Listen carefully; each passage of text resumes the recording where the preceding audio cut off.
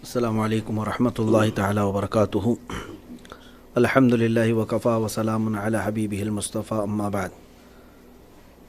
फ़अऊज़ु बिल्लाहि मिनश शैतानिर रजीम। बिस्मिल्लाहिर रहमानिर रहीम। अल्लाहुम्मा सल्लि व सल्लिम अला सय्यिदिना मुहम्मद व आलिहि व अस्हाबिहि व बारिक वसल्लिम।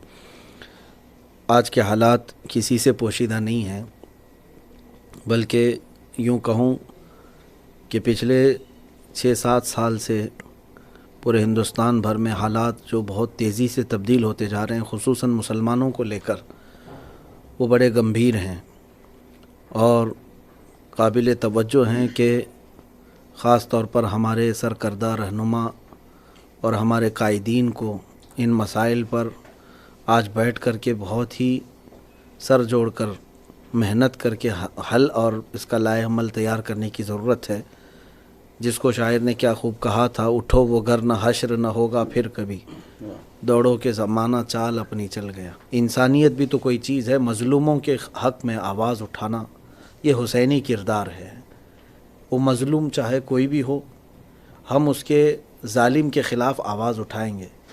वो जुल्म किसी भी इंसान पर हो रहा हो, उसके ख़िलाफ़ हम बोलना अपना दीन का और अपने इस्लाम के अखलाक़ी फ़रीज़ा समझते हैं। लिहाजा मैं उम्मत के गयूर जवानों को ये मैसेज देना चाहूँगा कि जिनको आप रहनुमा या कायद समझते हैं, उन तक जा कर के आप इस बात को ज़ोर दें कि आप मुसलमानों के हुकूक़ के लिए आवाज़ उठाएं। कुर्सी अल्लाह ताला ने आपको सिर्फ़ ख्वाब में सोने के लिए नहीं दी। अल्लाह तबारक व तआला ने इस मनसब पर आपको पहुँचाया है तो अपने कौम की नुमाइंदगी करें।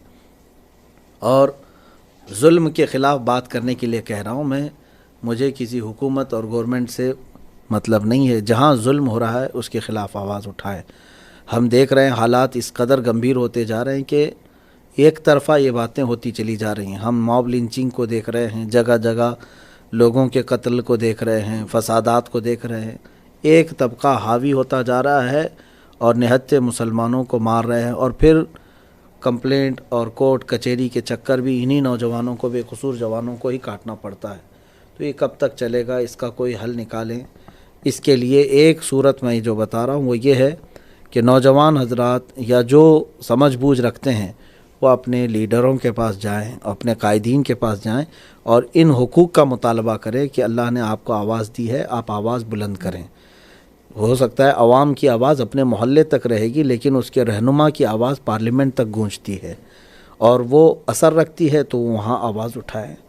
मेरा यही पैगाम होगा, बेदारी लाई जाए। और मुझे आज तक ये बात समझ में नहीं आती, हमारे मुल्क के हुकूमत के अहदेदारान और मीडिया भी हमारी बड़ी संजीदा रहती है माइनॉरिटीज़ को लेकर के। वो भी कौन से माइनॉरिटीज़ जो पड़ोस मुल्क में हैं।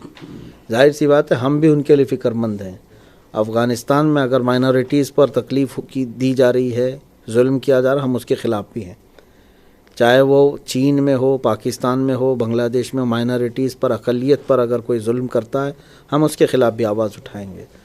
तो मैं अपने मुल्क के उन सरकर्दा लोगों से कहता हूँ, जो तुम्हें दूर के माइनॉरिटीज़ के हुकूक़ तो नज़र आते हैं, अपने मुल्क में जो ये हालात पैदा किए जा रहे हैं, इनके बारे में क्यों नहीं बोलते हैं? यहाँ पर भी जो अक़लियतों को मारा जा रहा है, सोशल मीडिया पे फैली हुई ख़बरों पर मैं यकीन करके बात नहीं करता, लेकिन जिन लोगों ने अपनी आंखों देखा हाल वहाँ पर बताया, मस्जिदों को नुकसान पहुँचाया जा रहा है और मुसलमानों के घरों को जलाया जा रहा है, तो ये गंभीर विषय है और ख़ास तौर पर इसकी मज़म्मत की जानी चाहिए। लोग इसकी मज़म्मत नहीं कर रहे। मैं ख़ास तौर पर उन सेकुलर पार्टियों को भी कहता हूँ, तुम किस दिन के लिए इंतज़ार में बैठे हो? सेकुलरिज़म का चेहरा और शाल ओढ़ कर के बैठे हो तो कम से कम हमारे हुकूक़ का भी के लिए भी बात करो। जाहिर सी बात है, जिस तरह किसानों के लिए बेकरारी आ सकती है, मुसलमानों के लिए भी आनी चाहिए। हाँ, जुल्म जहाँ भी हो उसके ख़िलाफ़ आवाज़ उठाएं। ये सिर्फ़ और सिर्फ मेरा पैगाम होगा इस एजेंसी के ज़रिए से। और एक बड़े बुज़ुर्ग ने फरमाया, ज़ालिम जुल्म करता है ये अपनी जगह पर, लेकिन जुल्म सह कर के खामोश रहना ये भी एक बड़ा जुल्म है, क्योंकि इसके बाद नस्लें तबाह हो जाएंगी उसकी। सारे लोग जो है वो ऐसे बकरी वाले दिल वाले हो जाएंगे, बुज़दिल हो जाएंगे कि उनका कोई भी किसी भी बारे में बात करने का मिजाज भी नहीं रहेगा, ख़त्म हो जाएगा। इसलिए अभी ज़िंदगी की रमक दमक बाकी है, तो बोलना सीखें। जो जिन लोगों को अल्लाह ताला ने मनसब दिया है वो आवाज़ उठाएं। اور تمہارے آواز اٹھانے پر کوئی فرق نہیں پڑتا ہے، ایسا ہرگز نہ سوچیں، اللہ تبارک و تعالیٰ اثر پیدا فرمانے والا ہے۔